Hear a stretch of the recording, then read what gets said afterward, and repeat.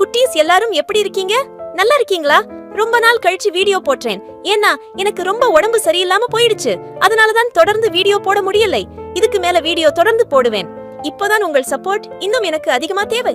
Okay குட்டீஸ், இன்னைக்கு நாம வீடியோவுல சேமிப்பின் முக்கியத்துவம் பத்தி பார்க்க போறோம். வாங்க வீடியோக்குள்ள போலாம்.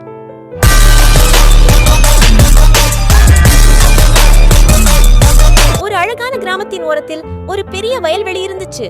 அங்கே ஒரு வெட்டுக்கிளி எப்பவுமே பாட்டு பாடிக்கொண்டும் ஆடிக்கொண்டும் பொழுதை கழித்து வந்துச்சு. ஆனால் அங்கிருந்த எறும்புகள் அனைத்தும் மிகவும் கஷ்டப்பட்டு உழைத்துக் கொண்டிருந்தன. கோடைகாலம் என்பதால் எறும்புகள் வரிசையாக சென்று தானியங்களை சேகரித்து தங்கள் புற்றில் சேமித்து வைத்தன. இதை பார்த்த வெட்டுக்கிளி, ஏன் இப்படி கஷ்டப்படுகிறீர்கள்? இப்போதுதான் நிறைய உணவு கிடைக்கிறதே, வந்து என்னுடன் விளையாடுங்கள் என்று கேலி செய்தது. அதற்கு ஒரு பெரிய எறும்பு, நண்பனே, இப்போது உணவு தாராளமாக கிடைக்குது. ஆனால் குளிர்காலம் வந்துச்சுன்னா உணவு கிடைக்காது. அப்போது உயிர் வாழ இப்போதே சேமிக்க வேண்டும் என்று கூறியது.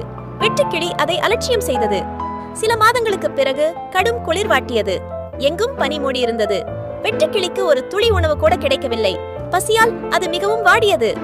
கடைசியா வெட்டுக்கிளி எறும்புகளிடம் சென்று உணவு கேட்டது. எறும்புகள் தாங்கள் சேமித்து வைத்திருந்த உணவை அதற்கு கொடுத்து உதவின. தன் தவறை உணர்ந்த வெட்டுக்கிளி அன்று முதல் சோம்பேறித்தனத்தை கைவிட்டு சுறுசுறுப்பாக மாற பழகியது. இன்றைய சேமிப்பு, நாளைய பாதுகாப்பு. சோம்பேறித்தனம் துன்பத்தை தரும், சுறுசுறுப்பு வெற்றியை கொடுக்கும். சரி குட்டீஸ், நீங்களும் இப்போ இருந்தே சேமிக்க கத்துக்கோங்க.